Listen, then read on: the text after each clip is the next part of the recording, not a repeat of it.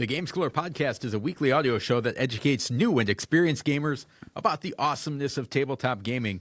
In this week's episode, we'll cover Pyramido, our game of the week, discuss storytelling and gaming in the School of Gaming, and wrap it up by revealing our high five games from the last 3 years we still want to play.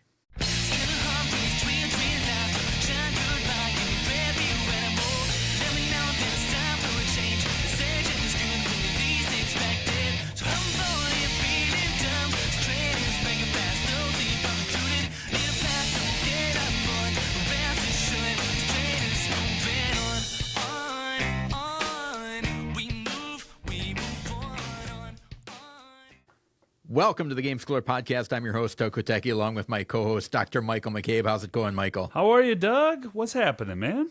I'm doing pretty good. We had some construction going on at the house. That's finally done.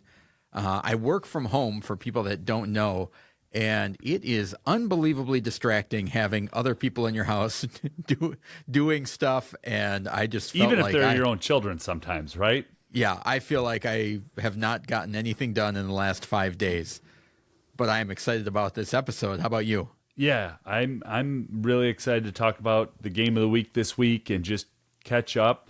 I appreciate you coming over and revamping my house, creating a little studio within my home. So we're getting there. Always, we are committed to continuous improvement. Longtime listeners will know that, but got some good games to the table this week. Played with people that I haven't gotten to play with in a while. Made a new gamer friend. So lots of teasers here. Can't wait to talk shop here. All right. Well, Michael had a great segue there to check out our videos. If you haven't, we have them. They're posted on Spotify and YouTube. So head over to GameSchooler podcast on YouTube, and you'll find our beautiful faces and in full glory up there. So check those out if that's something that interests you. We would appreciate that. Or just listen to the audio as you have in the past. Either one works for us. Yeah, it doesn't matter where it happens. Just listen. Just consume the content. I wanted to follow up. I think this is going to be the home stretch for the Doom Scroll Kickstarter. Yeah. For John Spike. Some of you may know him from the Discord, and he designed. God, why can I not? Every time I do this, GameStormers. I wanted to give a little bit more wait time, but I could feel that. Man. Yeah. Anyway, he's got a new game on Kickstarter right now, Doom Scroll. Check it out. It's a great conversation piece for talking about how we mindlessly scroll through our social media as you are taking the reins of a social media company trying to sell advertisement and get people scrolling for victory points. So check that out if you haven't already. Any follow-up from you, Michael? Not follow-up, no. All right, no. Then let's move on to what's awesome in gaming. Well, I've got it's a quick story, but we had family down this weekend. And for us, that's kind of a big deal. We don't often get family that comes to our small town and stays with us. A lot of times they stay with people who have, I don't want to say a bigger, nicer home, but a bigger, nicer home and with space for their children to run around. They're probably afraid of my immaculate board game collection being destroyed, but I digress. We had family over this weekend, and it was a blast. And my brother-in-law, within 5 minutes of being in the house, he said, "Have you heard of the board game Space Base?" I said, "Why, yes, I have. I believe I have it downstairs in Shrink. Why do you ask?" So he had that game recommended to him. We cracked it open and played it with my 9-year-old nephew.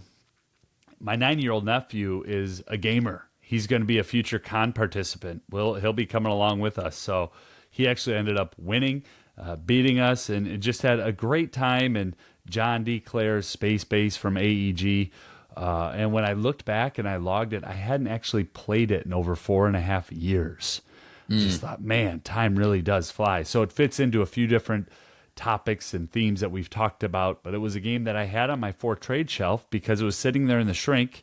You know, I was feeling guilty. It was one of those dozen or 2 dozen games that I just haven't gotten to the table long enough, and got got it out and played it and just had a really fun time.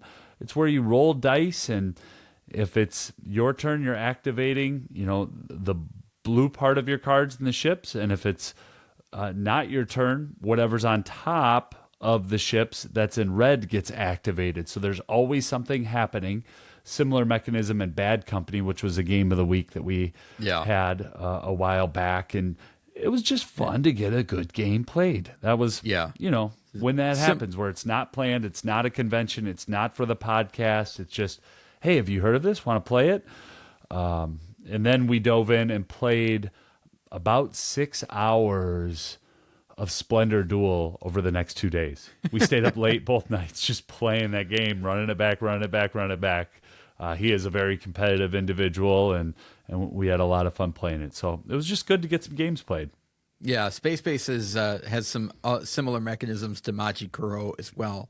And it brings up an interesting point of there are games that we play that we like and we enjoy, and sometimes for whatever reason, don't necessarily make it into a game of the week category. Oftentimes it'll work really well for one person and not the other. Yeah, and I think I enjoy the game. I think the big catch up for me is that there are some symbols that I always feel like need to be explained or really look at and understand how they work. And it's probably more towards the light hobby game than it is family game because of some of those. It's like right on that edge. And so it falls into a weird area of recommendation for me.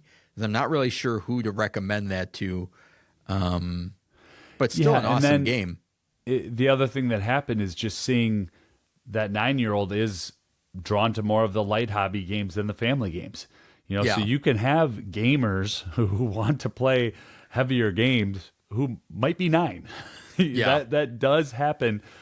And just playing board games with my nephew, I could see why some people, if that were my child, I would be one of those people on BGG like, no, you can absolutely play this with a 4-year-old. It is not an 8+ game. This is a 4+ game.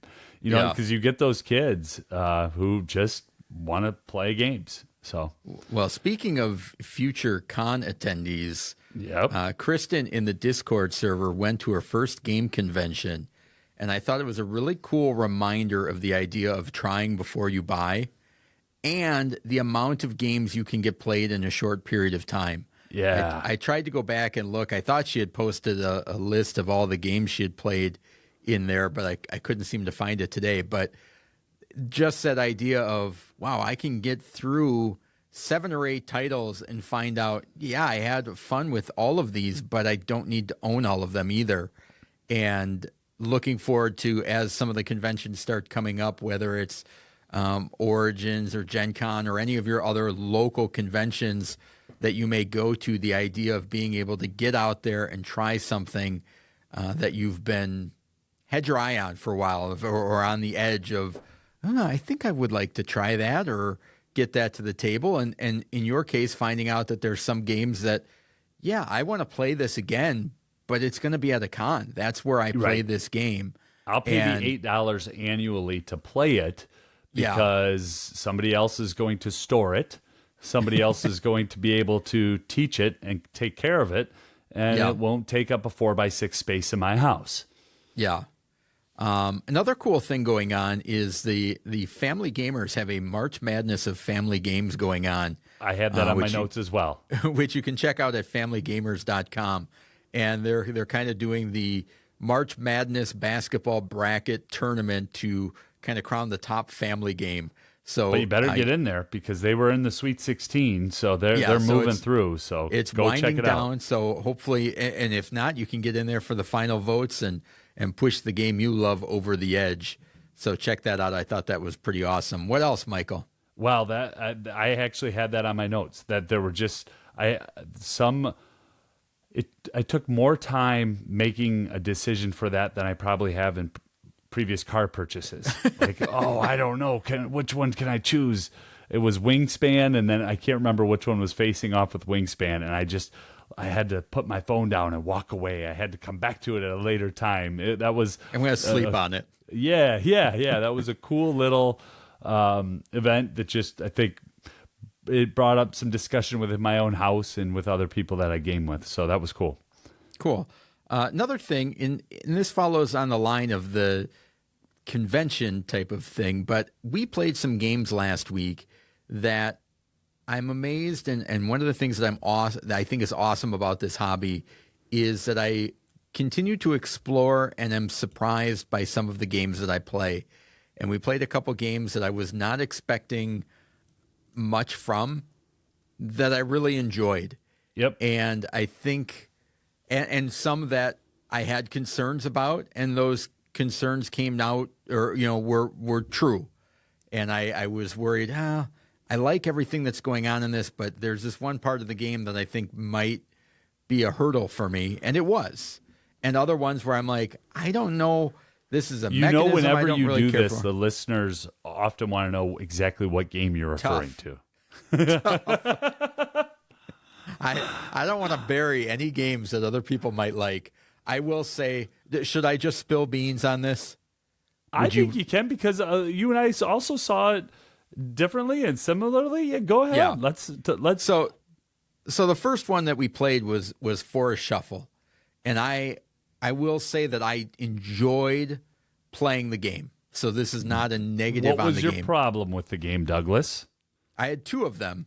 One of them was the scoring at the end just seemed like a whole bunch of work and a lot of Doug does not like bookkeeping in his board games, folks. He does enough of that in his day job. Yeah.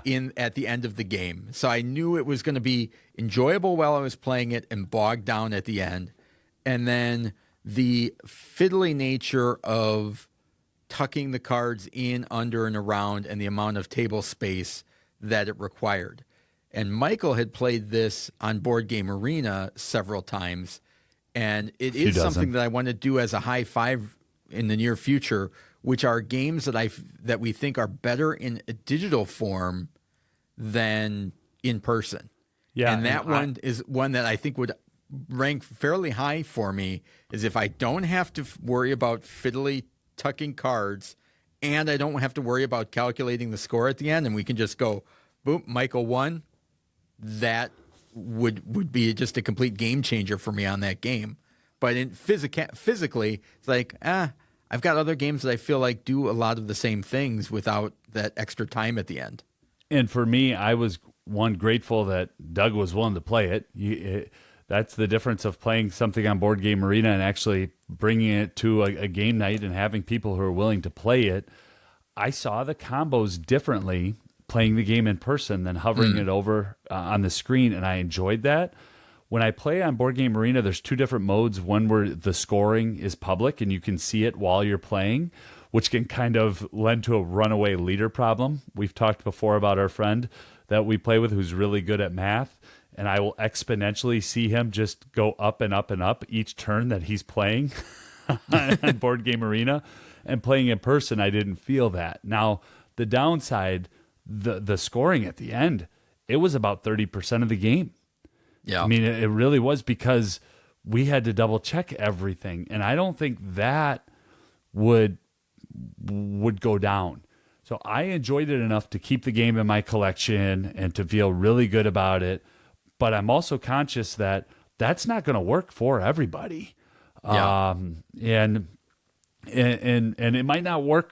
It might not be in my collection a year from now, because the Board Game Arena might be good enough, and maybe somebody else will get more use out of it. But I think that's a really good example of the two of us seeing a game differently, and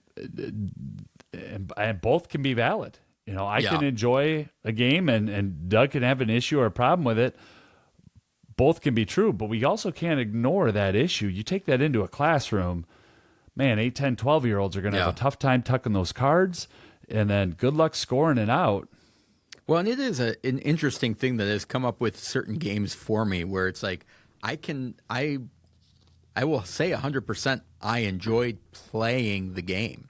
Yeah. There's nothing wrong with playing the game. The game was fun. I was engaged. I was invested in what I was doing. And then, so it's there's a couple games like that for me where I put them in that category. And it's like, I sometimes don't know how to feel about it, because I don't I'm not interested in scoring it at the end, but the journey to get there was enjoyable. So where does that fall? Does that mean I don't like the game or I do like the game? In that case, it might be one that I just play digitally, or if there was an app for it, I'd probably play it a bunch. Yeah. You know? Let's talk about one other one, and then we'll save the other two, because we played 4. So let's just talk about one other one. So the other one that was surprising to me, and was surprising just based on the fact that it's a mechanism that I don't usually care for, which is real-time games. I don't necessarily appreciate the stress that comes along with that, feeling like you have to get stuff done, and I'm flustered and flubbing and doing all that. And we ended up playing Fit to Print by AEG, and they have, think in the rule books that you can have like a 3-minute, 4-minute, or 5-minute relaxed timer. Was that if amount? You choose to use the timer? Yeah, and there's a couple of other various game modes that are in variants in the rule book that Michael and I want to go over before we talk about it in more detail. But in it, you're basically flipping over articles and photos and advertisements to put in your newspaper. You have a Friday, Saturday, and Sunday newspaper that you are the editor of and trying to fill out. And while the timer is on, you are taking tiles, flipping them over, and then if you want to keep them, you put them on your desk for later. And at a certain point during that 5 minutes, in our case, we played the relaxed version, you are then going to say, all right, I'm done collecting articles. I'm now going to lay out my paper all within that 5-minute time. And then once you're done, you pick up a token depending on the order that you finish. And I never felt like I was running out of time or I was stressed. It was, it's not to say that it was a meandering. I wasn't taking my time, and it just seemed like the right amount of time that I didn't have to get into frantic mode. I could flip over tiles. I could then lay them out. And then because of the time, it was, it was not, it almost took away some of the stuff that other games have where it's like the analysis of how can I optimize this? It was like, I'm going to try and do the best and put them down in an order. But because there's this time constraint, I can only do so much and be okay with that. And I liked that. You didn't have people waiting around saying, all right, yeah, slide it over. Okay, maybe you can get another 2 points if you move this over here. And it took that spatial puzzle out and just kind of made it a simple thing with a time constraint that wasn't overly stressful. And it really surprised me as a game. Yeah, and I like just how the different constraints, how they blended together. So there's an active timer that's running. You can also only flip over the tiles with one hand. And if you choose to not bring that tile into your newspaper, it's now available for the rest of the people at the table to draft. Face up. To what's that? It's face up available face up, for everybody. Yep, yeah. Where everything else is face down. So I tried different strategies throughout the days because I just wanted to see how it would feel. One, I was just sat back and waited for tiles to get flipped up and tried to fit them together. That one I actually scored the best. But then another day, I just raced through it furiously, and I just grabbed everything I could. And I was like, I'll mix it up later. I want to go after that player order. So the rewards and the constraints are blended together in a way that at first I struggled with the colors and how they fit together, but then throughout the game I could start to piece it together because the iconography is really, really smart. It's an E&O tool.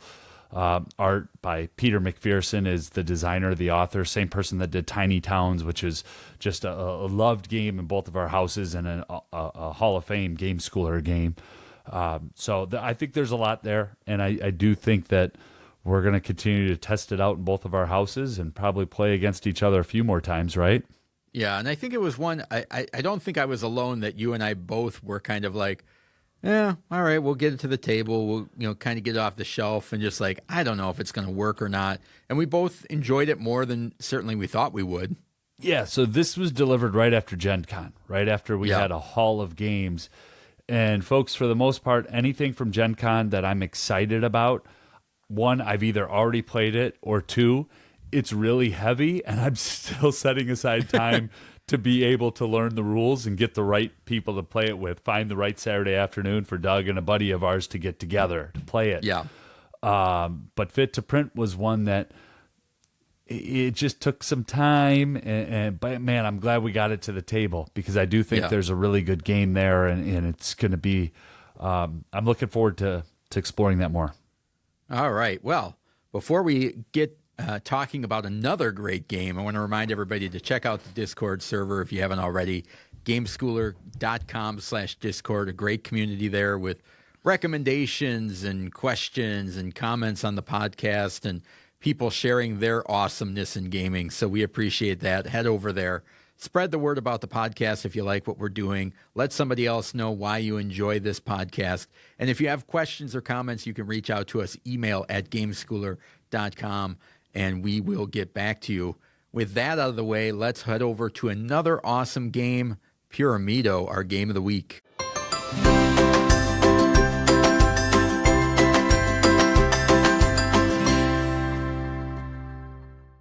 The game of the week.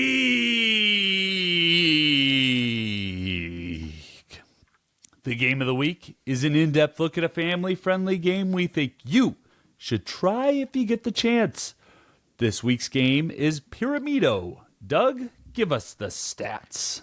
All right. Published in 2023 by Synapsis Games. The designer is Iquan Kwan, and the art is by the Creation Studio. 2 to 4 players, about 45 minutes to play. Ages 8+ on the side of the box, 8+ on Board Game Geek. I will stand by that. Maybe go 9 or 10, depending on or if you're Michael's nephew, 4.5. You should be fine there. And this is going to fall in the category of a family game for us. Pyramido is a tile placement game in which each stage of the pyramid creates connections between them. Players will take turns choosing from the available dominoes to create their pyramid. Each domino consists of colors and icons, and each turn a player chooses and places a domino onto their pyramid. They must mark the domino with one of their jewel markers. You start the game with 6 jewel markers representing the different icons in the game.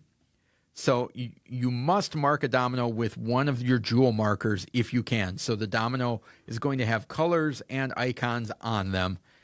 And if you have not placed if you place a tile with an icon on it and you have not placed that jewel marker, you need to then place it on that tile. So, for example, there's an eye, there's a mask, there's a scarab, a cat, are some of the different symbols that an Ankh, that if you place a tile with that and you haven't placed your Ankh jewel marker down, then you need to place it on that tile.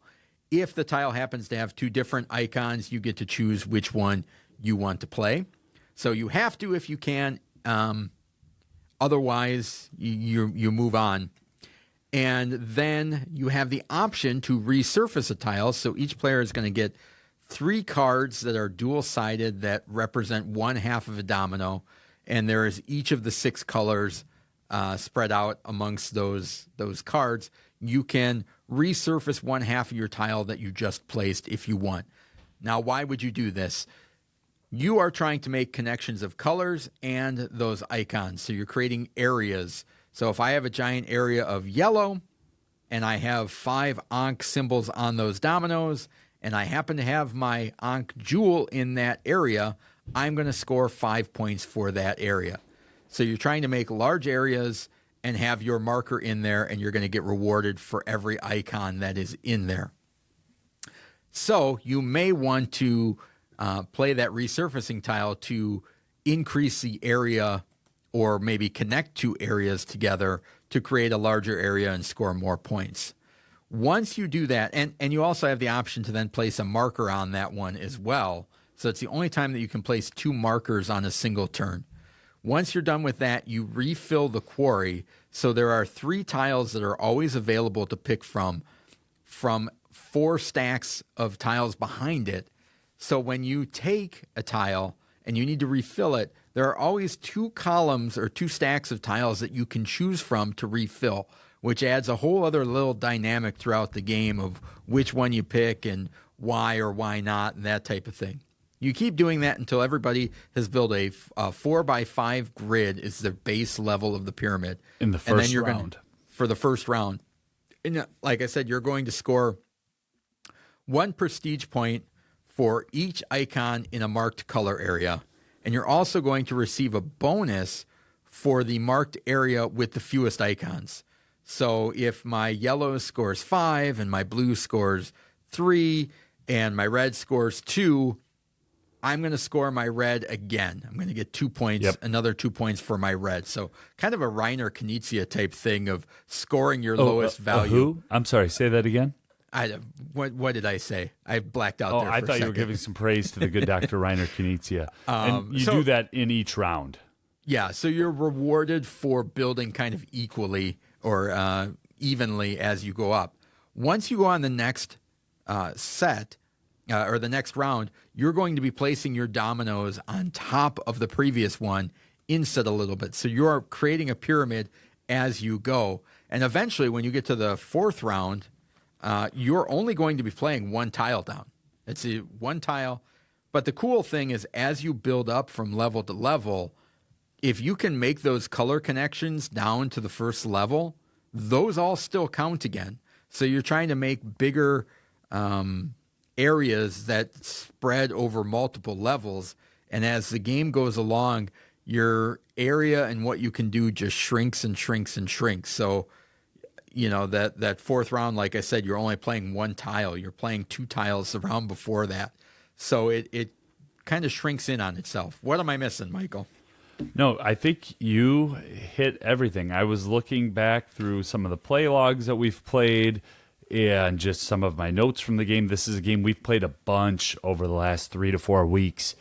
You're not missing anything in how the game works and mechanically.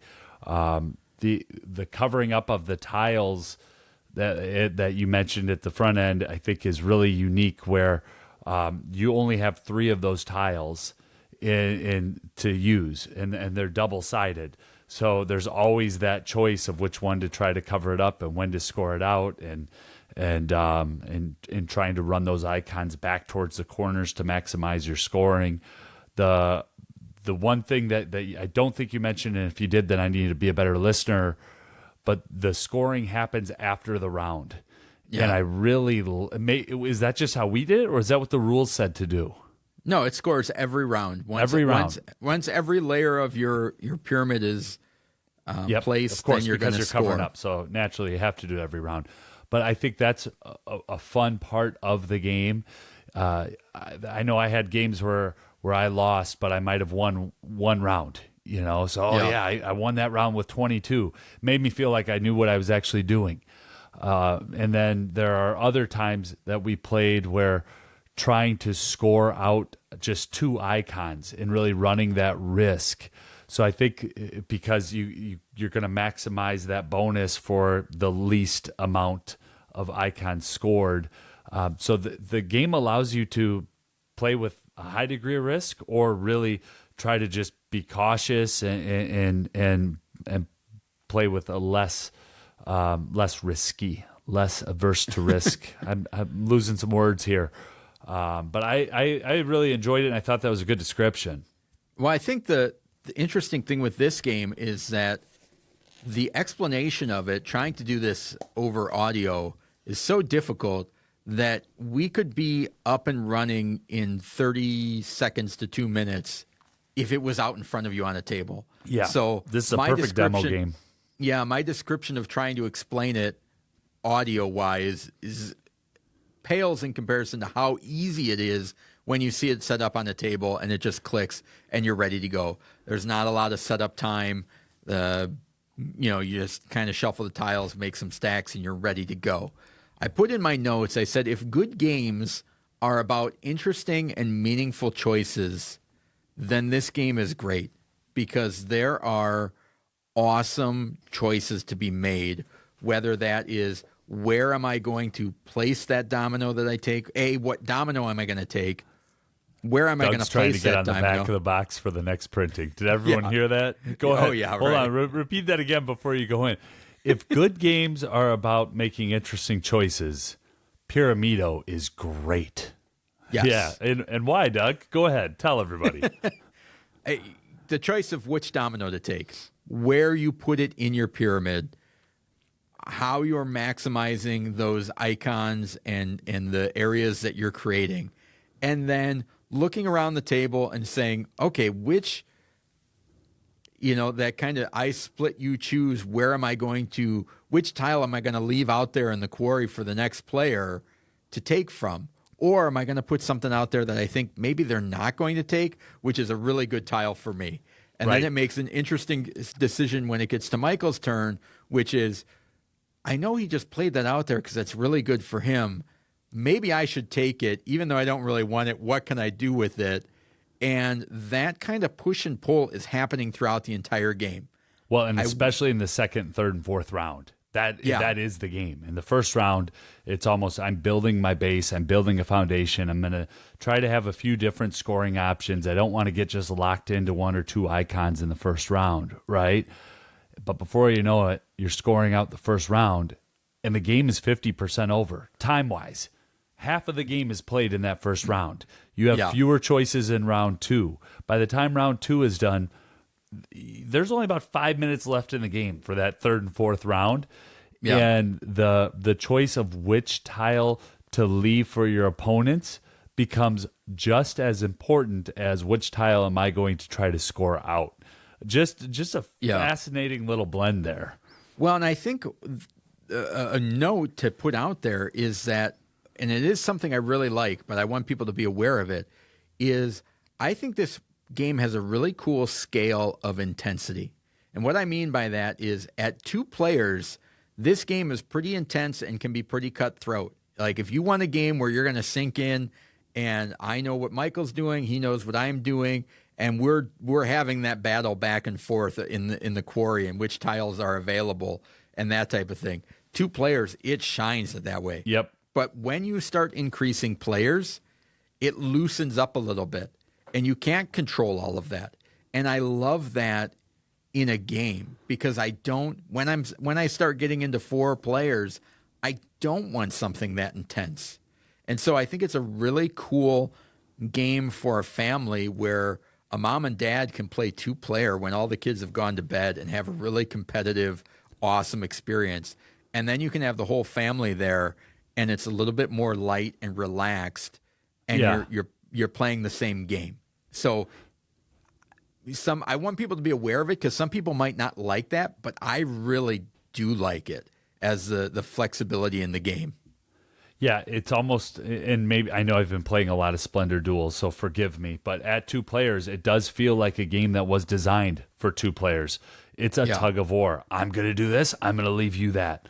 Well, I don't like that you left me that, so now I'm going to do this, and I'm going to leave you that.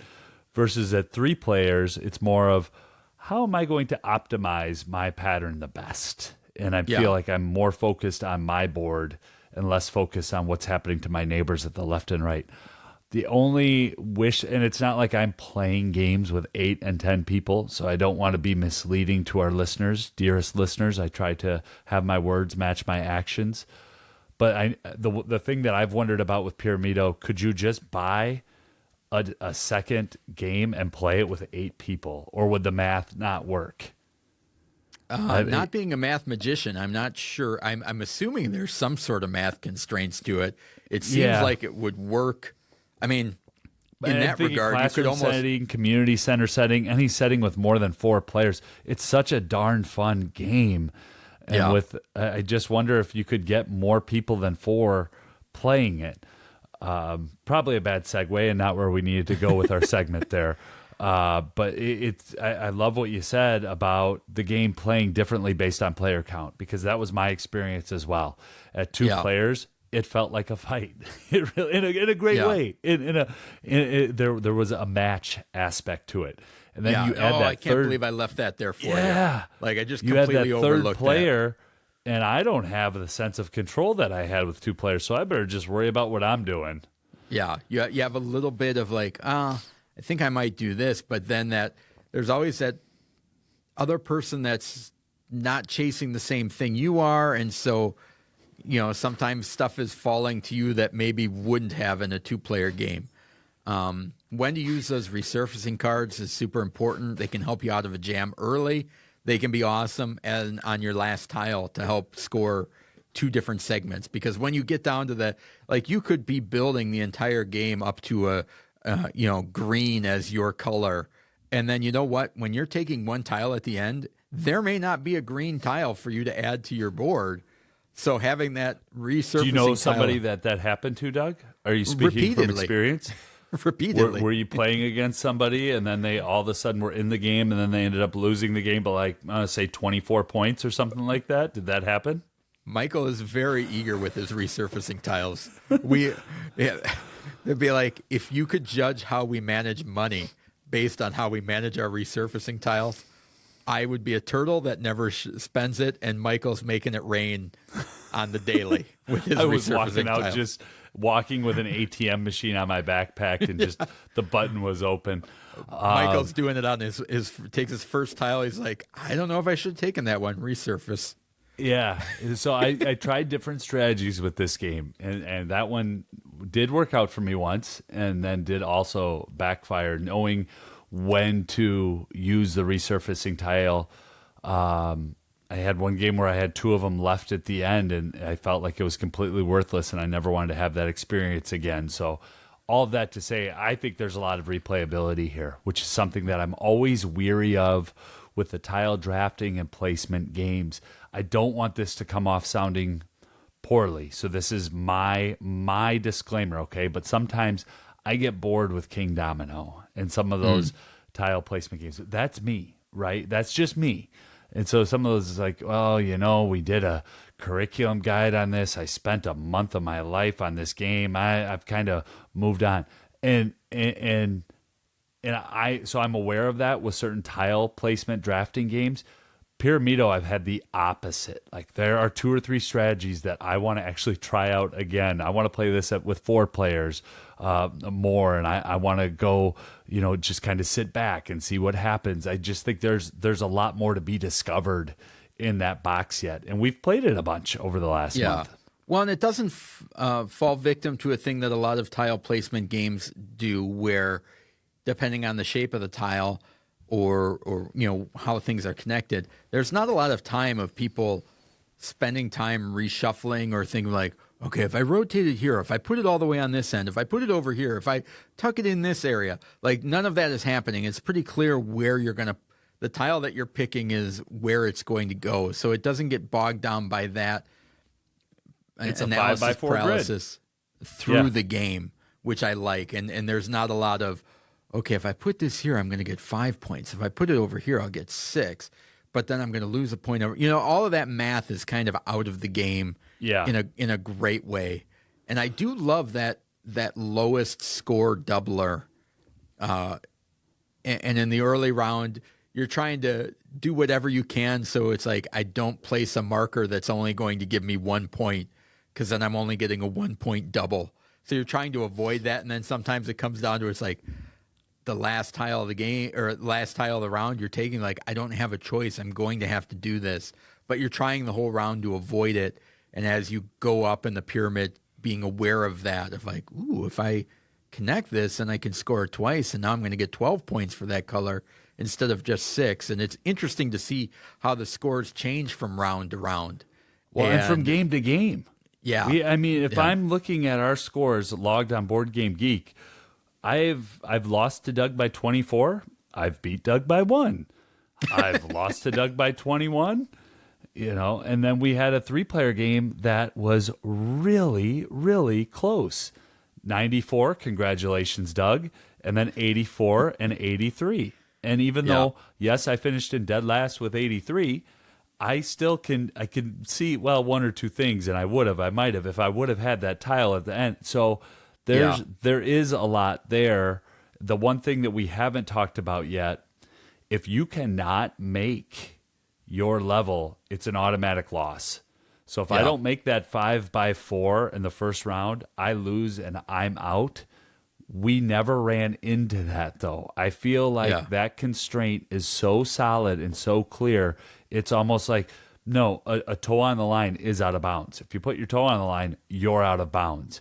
And so there's also really nice charts and graphics to help new players kind of learn that 5x4, and then you just edge in one on each level as you go up. Really smart design. Well, and you mentioned something there that I think is a great skill in this game, and it happens as you play the game, and that's personal responsibility. A game that highlights the cause and effect nature of a player's actions and the related results.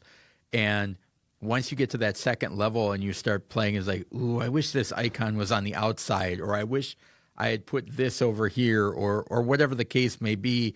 And as you get up towards the top, there are more moments of, I wonder if I should have done this differently, or that worked out awesome because I made this choice.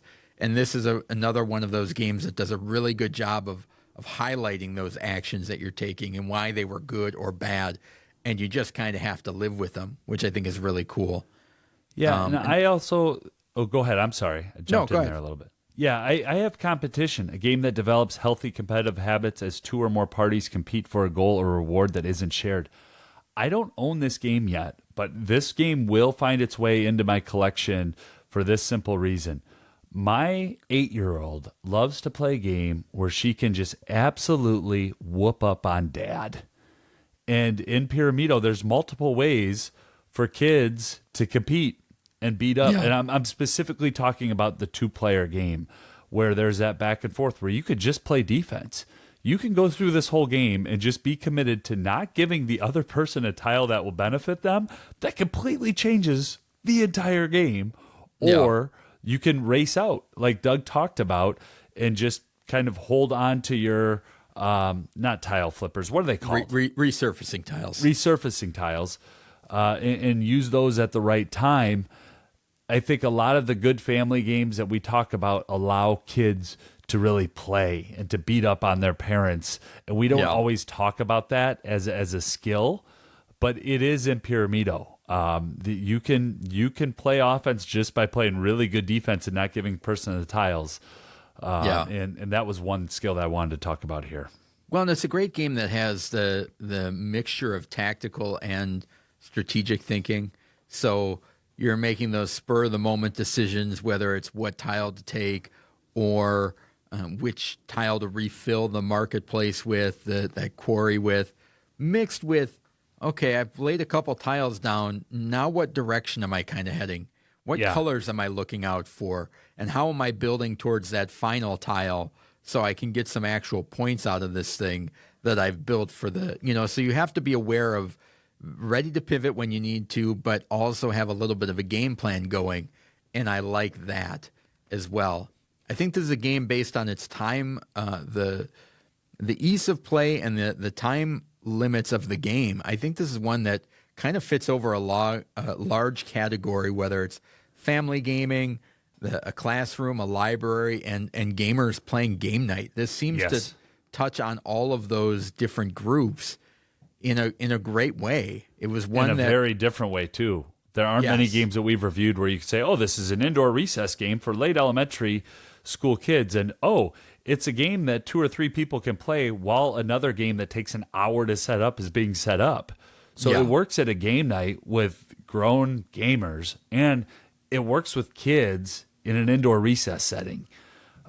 So just a really wide range there for Pyramido. Yeah, it was one that we saw on the table at Gen Con, and it was that just seeing it on a table and the brief explanation, and it was like, we got to come back to this. This will be interesting. And every once in a while we come across a game, whether it's a convention or from a publisher, and you kind of get the demo and you're like, this is going to work for our audience and for our settings. So I'm glad we got a chance to come back to it. Yeah, the only caveat that I have in my notes that we haven't discussed, the skills are the game. So there's not a huge subject tie-in.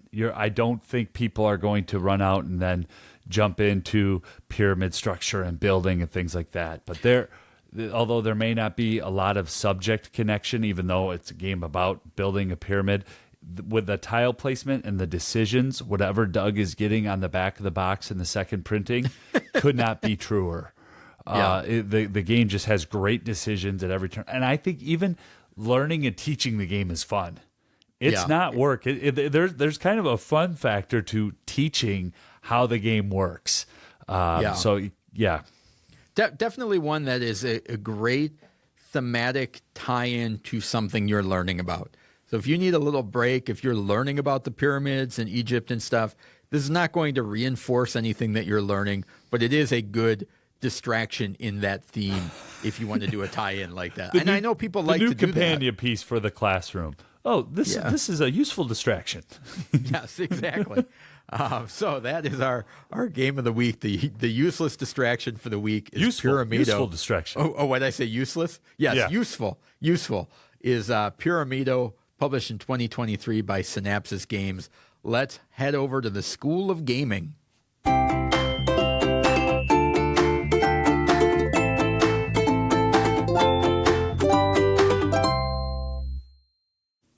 The School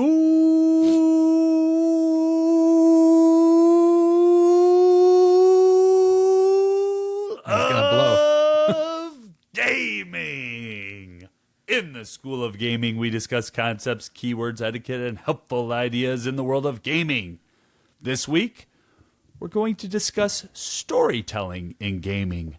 How important is story to your gaming experience? Yeah, so this question is from Stefan over in the Discord, and he sent us in a question. He said, how important is story to your gaming experiences? How are there ties with themes in games?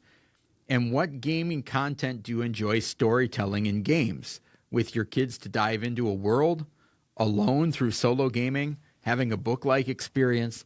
So just the general concept of storytelling and how it fits into games. For me, it's interesting because the concept, storytelling is very important for me in playing games. However, the mechanism of storytelling is not one that I enjoy. If there's a classification of that. And I don't know if that's just a different way of saying theme is important to me, but I don't have a lot of strong recollection of abstract, non-thematic games that I've played. And to me, a story or the theme of a game helps make it easy for me to learn. It makes it easier for me to teach, and it makes me easier for me to retain a game easier if I'm coming back to it later. And most of my best gaming memories come from a narrative that was created during gameplay. Those are the experiences I remember. So in that regard, it is very important to me. I think separating the story that the game tells from actually having to tell a story in order to play the game, those are almost like two different segments, right? Yeah. I love to read, and I love stories. And I could just rattle off a few of my favorite authors here and there, but when I'm playing a game, if I'm being honest here, dearest listener and Doug, sometimes I just move on the story. You know, right now we're going through an Arnak campaign, and there's very little storytelling in it, but there's like 2 paragraphs in there at the beginning and maybe 1 paragraph at the end. And for me, it's just move on. I want to get out of the way and play. So that storytelling aspect with children in my house, I've had almost a similar experience with 2 of my 3 kiddos, where we've had a few different games that have the storytelling embedded in the game. And Dad, tell me the story later. We just want to play. And so I've had that experience, one as a gamer, but then almost watched it with my own kids. And then I'll pause there because I have a whole different direction to go for my notes as well. But I'll send it back to you if any of that makes sense or anything to be attacked about with what I just said. It's interesting. I guess there are some games where I have that feeling as well, where and Arnak is a great example of that, where it's like, I don't necessarily know that the story almost seems like an afterthought, or it's kind of, I don't want to say pasted in there, but it's not driving me forward. I'm not thinking about it while I'm playing. However, then when I think about something like Mansions of Madness, and there's the app and it is leading you through a story, I love it. then I'm gripped to it, and I'm like, what is happening? What's going next? What's our next puzzle? What are we solving? The same thing that happens in unlock games. And I wonder if that has to do with whether the characters are well defined in a game, makes a difference between that. Because I think of the ones that I do have those strong ties, it's strong characters or characters that I've had an opportunity to add my own embellishments on because I've got the, I think of, Mansions of Madness, going back to that, you get your character up front and then you start out with some objects and then throughout the game you acquire some, and it's like, I guess I'm the guy that carries around a 2x4, and you start building up your story about that. And it's like, why do I always keep getting beat by these monsters? And then that becomes a joke of, don't let Doug stay in a room with that guy or he's going to die. Like that type of stuff that builds up, and whether that's the strong character of the world, or if there's opportunities to add that, or there's a deep world to explore. I think those are all different caveats of a game of storytelling. Well, and in that instance that you're talking about, the storytelling of the game, of what's actually happening, is also woven right into the storytelling as a mechanism. And when that works, it is such a wonderful experience because it creates a memory, right? Yeah. And I know in a game that we've talked about and played right around Halloween time the last 2 years is My Father's Work. And I've had a similar experience with that, where you're playing as a mad scientist, and there's an app that guides you throughout the different generations, I don't have to read a ton. I just get to go along the adventure with the app, and in that standpoint, the storytelling is everything. But I get to make some choices in the game that are going to impact how that story is told, and I love that. If I know that that's what I'm getting into. So if I am prepared for an adventure, I'm all about it. Let's go on it. But if I just show up and, the game has some reading involved, and I can become pretty impatient as a gamer and not be the best listener and participant. So I can walk both sides of it. So where does that work with a game like Scarface 1920, which Michael had as game of the year last year, where there's no inherent storytelling into the game. The characters are based off of real people, but as we're playing the game, the characters are real people. Did I say they're not? No, you said they're based on. I was just reinforcing that they're real. Oh, yeah. Yeah. But throughout the game, our characters are taking on different personas amongst the people at the table based on the actions that we're doing, and somebody becomes the beer baron over here, and somebody he's in tight with the politicians. And so based on the actions of the game, you're creating this whole other narrative, which is not provided by the game. No, but it gives you that sandbox, right? Yeah, and that's what I want to jump in and talk about, because the stories are related to previous stories from the past, right? You and I growing up and being children of the 80s and 90s and seeing The Untouchables and seeing Goodfellas and hearing about, Al Capone and you, it's not like that is my first experience with that world. So the stories of the past are built into it. And I think for board games, especially with young gamers, that's where there can be a richness and where things can build right into the game. And I'm trying to pull on specific examples, but one experience that we had very recently was, within the last few months, just playing Ticket to Ride with our 8-year-old, as my wife is trying to teach her about the different states. And bringing in, she's, part of Wisconsin history in her public schools, learning about the Midwest, right? Yeah. And learning about the surrounding neighboring states. And we use that map and kind of tell a story, and then it ties into the other curriculum that she's getting in social studies with her Scholastic News over the next few months. So it's not always just tied to story and literary mechanisms. I think in the board gaming world, especially with our younger gamers in our house, sometimes it's tied into the actual world that they're in. And I know that might not be where the question was at, but that's certainly how the question takes off in our house. Well, and there's another aspect of storytelling in gaming with games or activities like Rory's Story Cubes and things like that, where the kids are required to make a story. And I'm not a huge fan of that. It's not something I gravitate towards because it's something that I've seen it work really well, and I've seen it work not well at all. And I think it comes down to some kids are very comfortable sharing stories, making stuff up on the spot and others, it makes them really uncomfortable. Yeah. And I think if it's a situation where, it's in a family setting, that can work really well. Or if you're in a situation where you have 4 or 5 kids that are all very uncomfortable in that situation, then you can use that as a growth opportunity.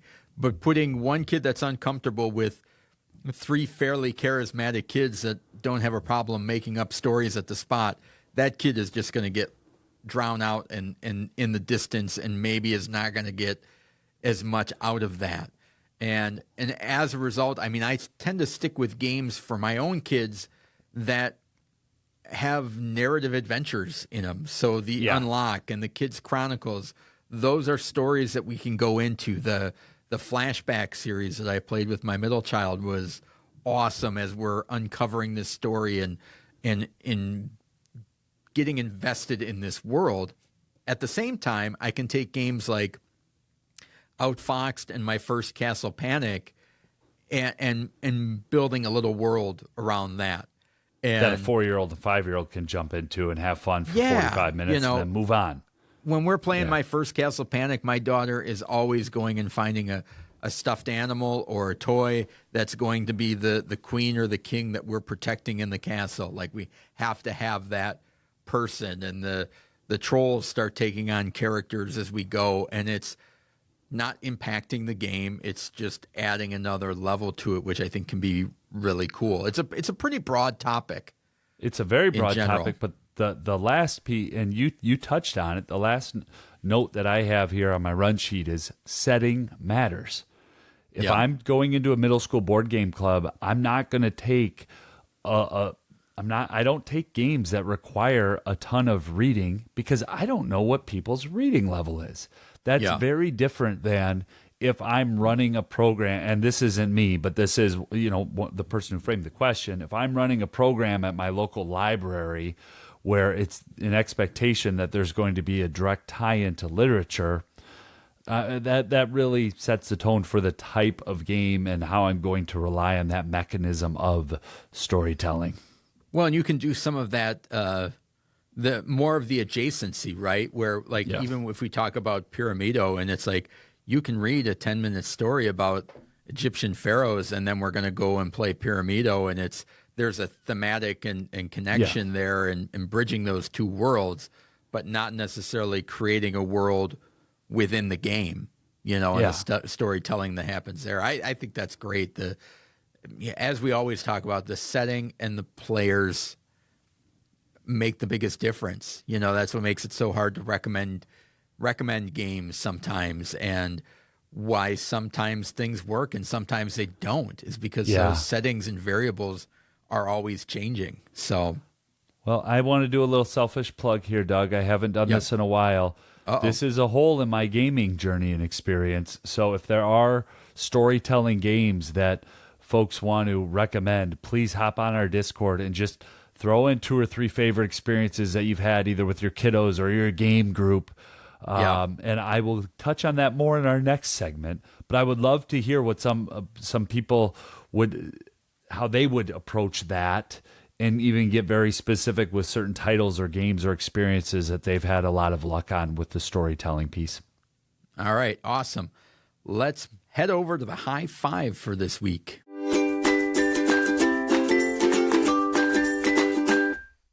If you're anything like us, you're constantly on the hunt for new games to try out. And these are games that we're still wanting to try out. These are high five games from the last 3 years we still want to play. Now, Michael just said that he thought that this should be a top 25 list.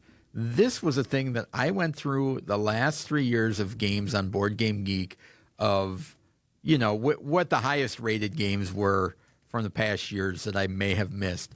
And as I was going through it, I was surprised at how many I have played from these past 3 years. I was like, played it. And certainly there are some that I go through and it's like, I have no interest in playing that at all.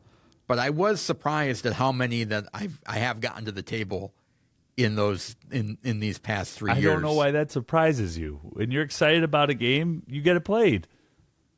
I guess. I'm surprised that there's still that many that you want to play. Oh. My on deck queue is a lot shorter than it probably was 10 years ago, where Interesting. Things have to jump out at me more and more. It's getting.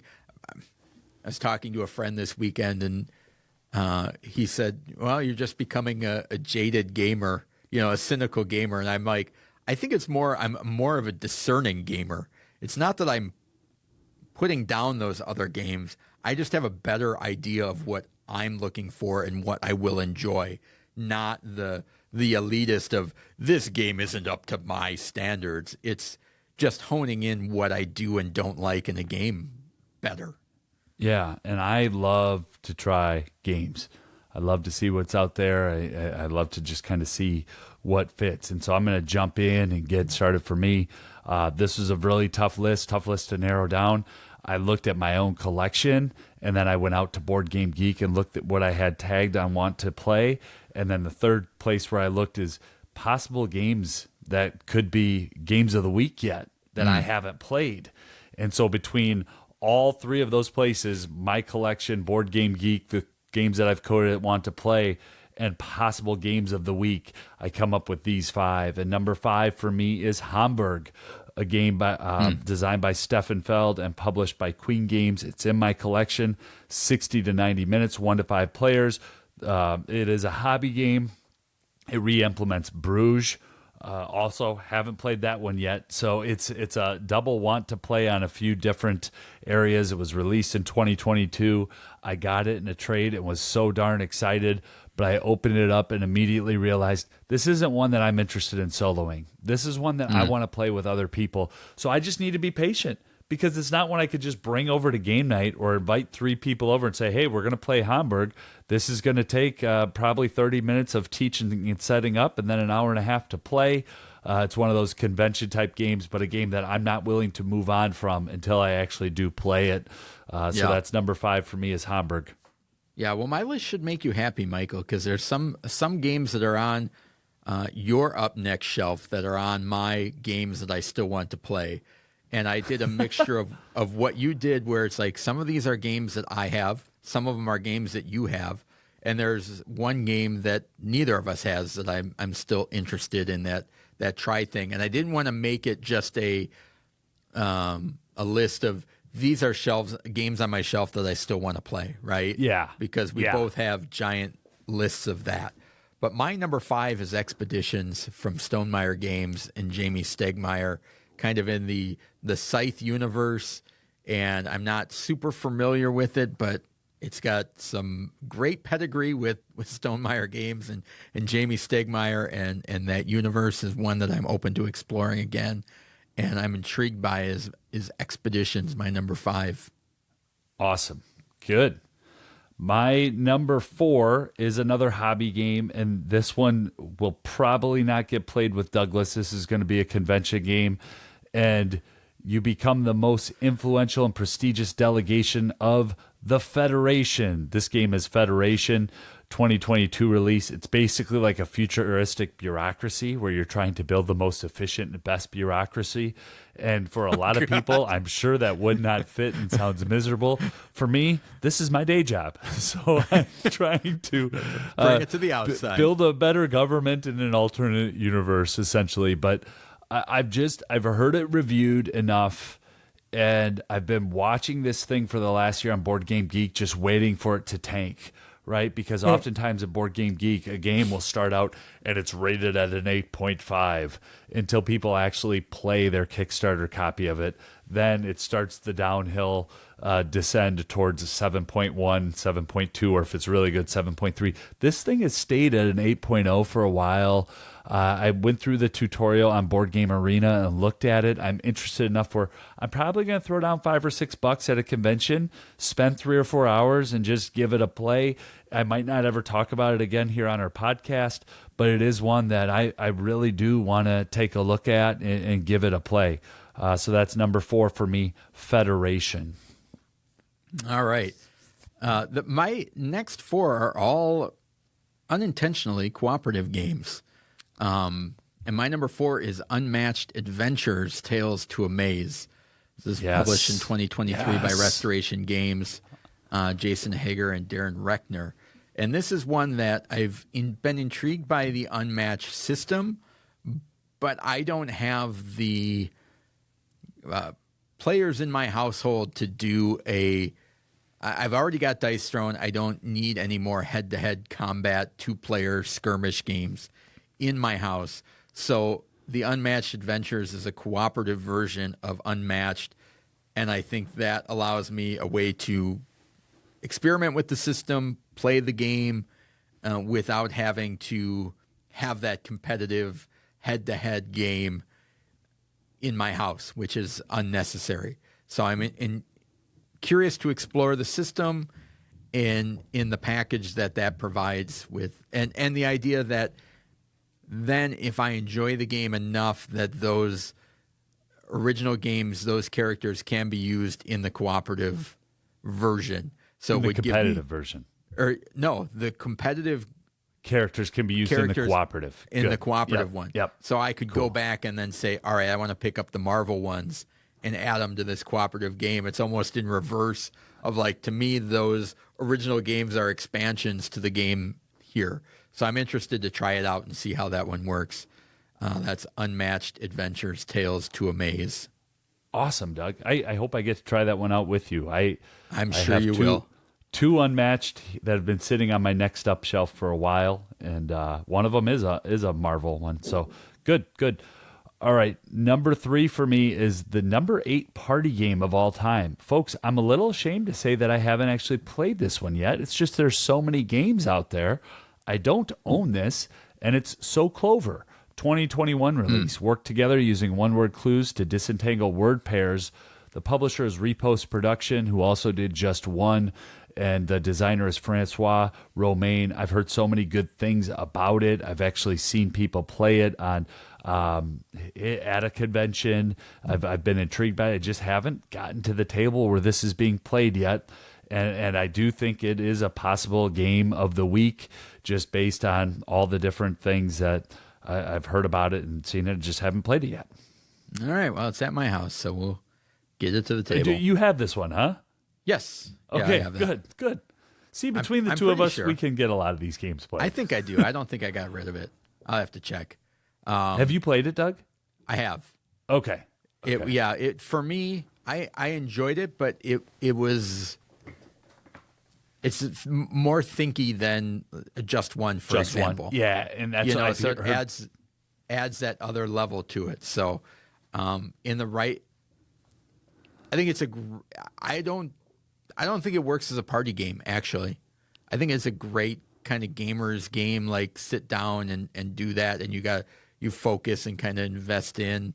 But I could be wrong. I need to play it again. I think the last time I played it, people were very tired and it was late and after a holiday. So certainly up for a retry at this point. My number 3 is Sleeping Gods. This is one that's on my shelf of shame, and that is from 2021, Red Raven Games and Ryan Lockett. Just a cooperative narrative adventure game. There's been a new edition that came out, a couple expansions, and I'm intrigued by what it's done. I've enjoyed some of the narrative games that Ryan Lockett has done in the past, like Above and Below. So I'm interested in giving this one a try. Obviously, it's on my shelf for a reason. So that's my number 3. My number 2. Okay, perfect. So yeah, we have almost a perfect crossover there. Everything that Doug echoed, I know what has prevented me from getting this played, and it is the time and the wait. And folks, we try to get enough games played so that we could talk about them to you all. And it's between Smartly. Gen Con what's that?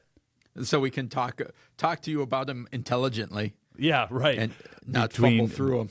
that and going to conventions and just having other, like a job and a family, I just haven't gotten to this yet. And there's no shame in saying that. I also think that it's probably going to be a good time, and that it goes into that segment that we just talked about in the School of Gaming, that is a storytelling adventure that's just going to take a chunk of time and a winter or a summer to get through. Yeah. But I can't wait to try it.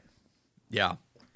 My number 2 is the only one that neither of us owns, I believe, and it is one that I have not played it because of time and cost being a big one that I couldn't justify on some of the Kickstarters and crowdfunding or whatever it went through, but that's Townfolk Tussle.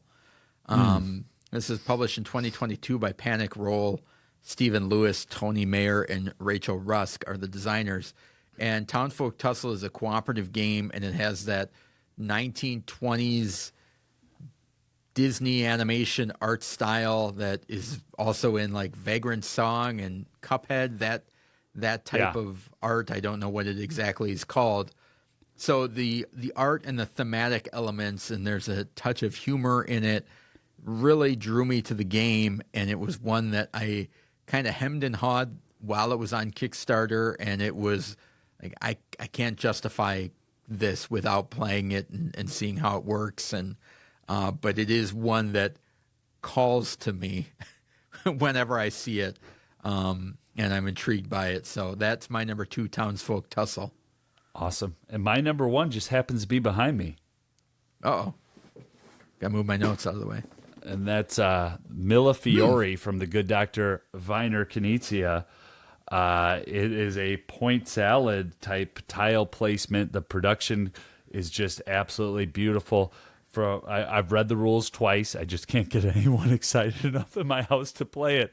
We have too many other Reiner games where they're like, Dad, we're going to play something different. But there's 4 different parts of the board, and they all score a little bit differently. So you're trying to get your tiles placed out and optimize that scoring. It feels more like a Stefan Feld game than a Reiner Knizia game, but it is dead simple.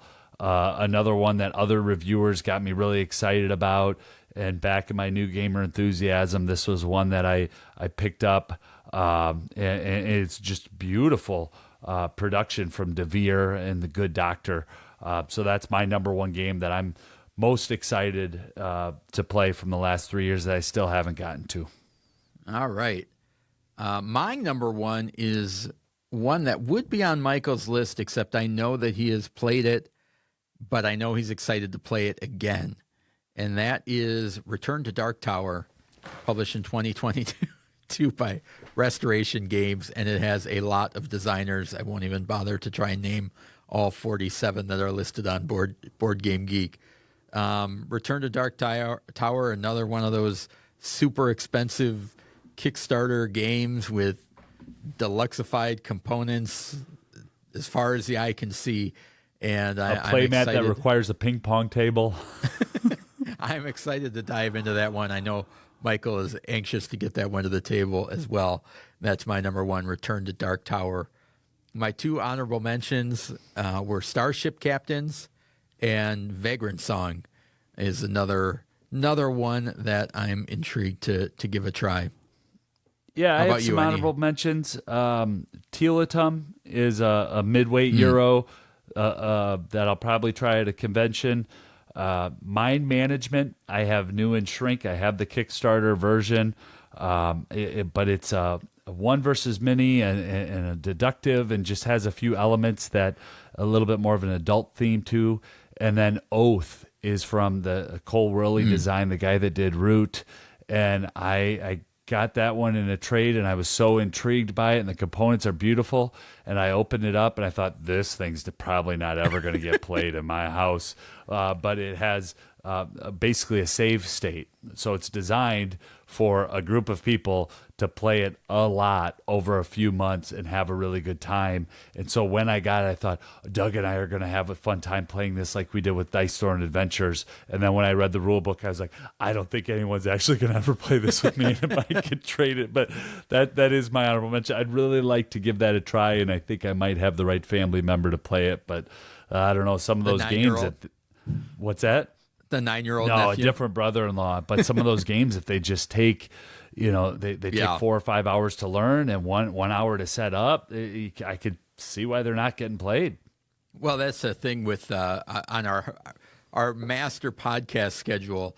I've got a high five in there for campaign games that just keeps moving down and down and down because we don't have enough time to play campaign games.